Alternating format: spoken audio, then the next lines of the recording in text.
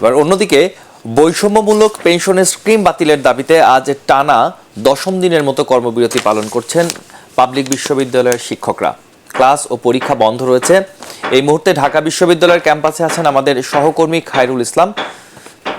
আমরা সরাসরি চলে যাচ্ছি তার কাছে।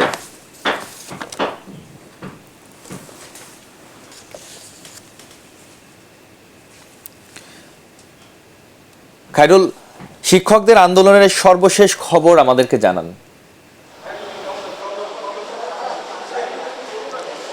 জি, আপনি জানেন যে পেনশন স্কিম বাতিলের দাবিতে বিশ্ববিদ্যালয়ের শিক্ষকদের কিন্তু কর্মবিরতি চলছে। তারই ধারাবাহিকতায় ঢাকা বিশ্ববিদ্যালয় কিন্তু আজও দুপুর 12টা থেকে কর্মবিরতি ও অবস্থান কর্মসূচি পালন করবেন শিক্ষকরা। গত 10 দিন ধরে সারা দেশের পাবলিক বিশ্ববিদ্যালয়ের শিক্ষক ও কর্মচারীরা কিন্তু এই আন্দোলন করে আসছেন।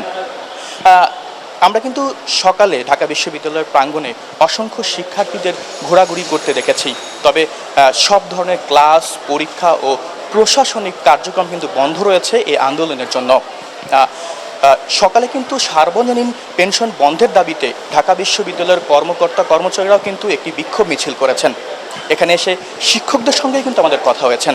তারা আমাদেরকে জানিয়েছেন পেনশন স্কিম বাতিল না হওয়া পর্যন্ত কোনো ধরনের পাঠদান কার্যক্রমে তারা অংশ নেবেন না। এই ছিল ঢাকা বিশ্ববিদ্যালয় থেকে শিক্ষকদের পেনশন স্কিম বন্ধের দাবিতে আন্দোলনের সর্বশেষ খবর।